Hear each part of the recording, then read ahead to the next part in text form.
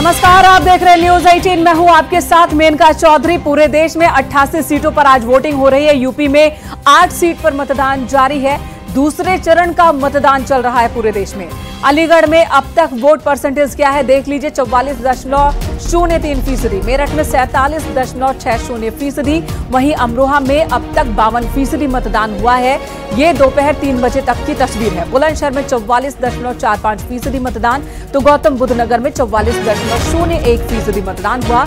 मतदाताओं में भारी उत्साह देखने को मिल रहा है। अब देखना यह है कि पहले फेज के मुकाबले दूसरे फेज में वोट परसेंटेज बढ़ता है या नहीं बढ़ता है, क्योंकि चिंता चुनाव आयोग की यही है कि किस तरह से मतदान की फीसदी में इजाफा लाया जाए, और इसकी तमाम कोशिशें चुनाव आयोग कर रहा है। साथ ही साथ सभी राजनीतिक दल भी अपने अपने वोटर्स को ज्यादा से ज्यादा संख्या में पोलिंग बूथ तक पहुंचने की अपील कर रहे हैं। वोटिंग परसेंटेज पर एक नजर। अब तक का मतदान दोपहर 3 बजे तक की ये तस्वीर। मेरठ में 47.52% वोटिंग हुई है, यानी कि लगभग 48% मतदान दोपहर 3 बजे तक हुआ है। तो वहीं बात बागपत की कर ले तो यहां पर 42.92% मतदान। यहां पर कैंडिडेट का चेहरा बदला है। आरएलडी के खाते में यह सीट है। इस बार आरएलडी एनडीए का हिस्सा है। अलीगढ़ की तस्वीर भी देखिए, 44.08% मतदान। यहां पर तीसरी बार बीजेपी ने अपने कैंडिडेट को उतारा है। हैट्रिक लगाएंगे या नहीं लगाएंगे, ये सवाल है। इसी बीच 3 बजे तक 44% वोटिंग हुई है। अगली सीट की बात कर लेते हैं। मतदान प्रतिशत गाजियाबाद का भी आपको दिखाते हैं। वीके सिंह, जिनका टिकट कट गया, इस बार बीजेपी ने अपना कैंडिडेट यहां पर बदल दिया है। 41.13% वोटिंग हुई है गाजियाबाद में, और इस तरह से वोट परसेंटेज में थोड़ा इजाफा होता हुआ दिख रहा है। हालांकि गर्मी की वजह से दोपहर में कम लोग बाहर निकले, ऐसा कहा जा रहा है। बुलंदशहर 44.54% वोटिंग बुलंदशहर में हुई है, और कहा यह जा रहा है कि अब जो लोग पहुंचे हैं पोलिंग स्टेशन तक दोपहर 3 बजे और उसके बाद, तो ये परसेंटेज तेजी से बढ़ेगा। अमरोहा की बात, 51.44% मतदान अमरोहा में अब तक हो चुका है। ये अमरोहा की तस्वीर भी दिखा दिया हमने। और साथ ही साथ मथुरा का जिक्र कर लेते हैं, जहां पर 39.45% वोटिंग अभी तक हुई है दोपहर 3 बजे तक। मथुरा, जहां से हेमा मालिनी हैट्रिक लगाने के लिए चुनाव मैदान में है बीजेपी की ओर से, लेकिन वहां पर वोट परसेंटेज फिलहाल उतनी ज्यादा बढ़ती हुई नहीं दिख रही है। गौतम बुद्ध नगर में 44.08% मतदान दोपहर 3 बजे तक की ये तस्वीर है जो इस वक्त आप देख रहे हैं।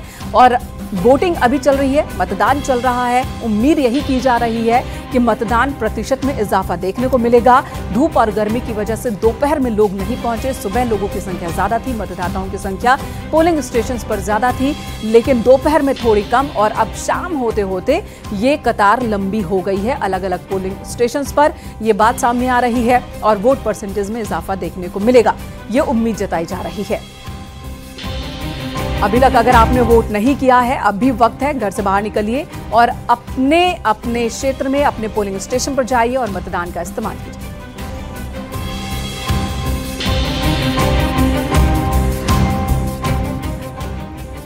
और इस ईवीएम और वीवीपैट को लेकर जितनी भी याचिकाएं सुप्रीम कोर्ट में लगाई गई थी, उन याचिकाओं को खारिज करते हुए सुप्रीम कोर्ट ने एक बड़ा फैसला दे दिया। और इस फैसले के बाद प्रधानमंत्री मोदी ने विपक्ष पर करारा प्रहार किया। पीएम मोदी ने कहा कि आज सुप्रीम कोर्ट ने साफ कर दिया कि बैलेट पेपर वाला दौर वापस नहीं लौटेगा। उन्होंने आरजेडी और कांग्रेस पर सीधे हमला बोला और कहा कि आज मतपेटियां लूटने वालों को करारा जवाब मिला है। पीएम मोदी ने कहा था कि आज जब पूरी दुनिया भारत के सिस्टम की तारीफ कर रही है, तब ये सभी अब निजी स्वार्थ से बदनीयत से ईवीएम को बदनाम करने में लगे।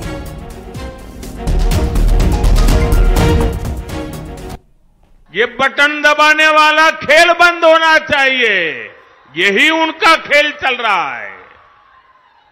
इंडी गठबंधन के हर नेता ने ईवीएम को लेकर जनता के मन में संदेह पैदा करने का पाप किया है। लेकिन आज देश के लोकतंत्र की ताकत देखिए, बाबा साहब आंबेडकर के संविधान की ताकत देखिए। आज सुप्रीम कोर्ट ने अभी 1-2 घंटे पहले ही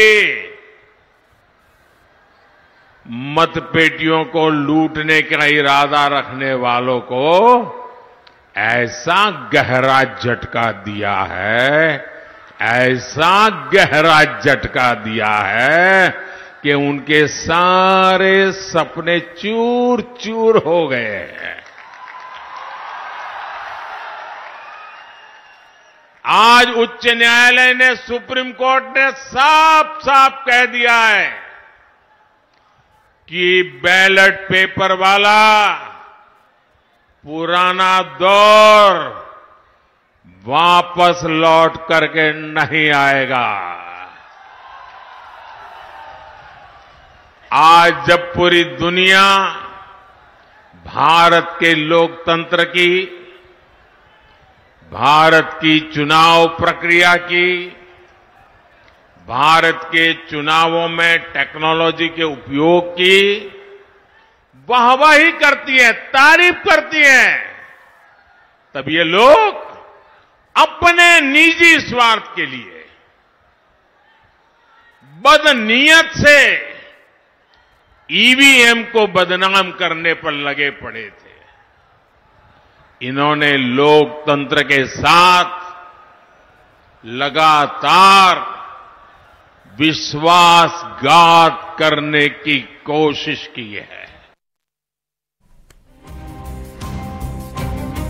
और ईवीएम के मसले पर अखिलेश यादव ने भी बयान दिया। अखिलेश यादव ने कहा कि ईवीएम को लेकर लड़ाई लंबी चलेगी। उन्होंने कहा कि कई विकसित देशों में ईवीएम नहीं।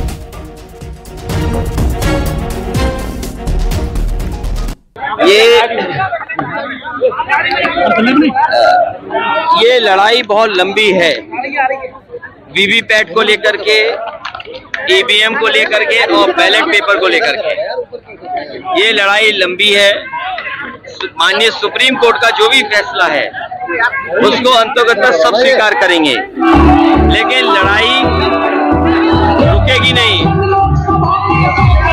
लड़ाई लगातार चलेगी और लड़ाई इसलिए जरूरी है क्योंकि दुनिया के तमाम देश हैं जो ईवीएम और ईवीएम से वोट डलाने के लिए अनकॉन्स्टिट्यूशनल मानते हैं।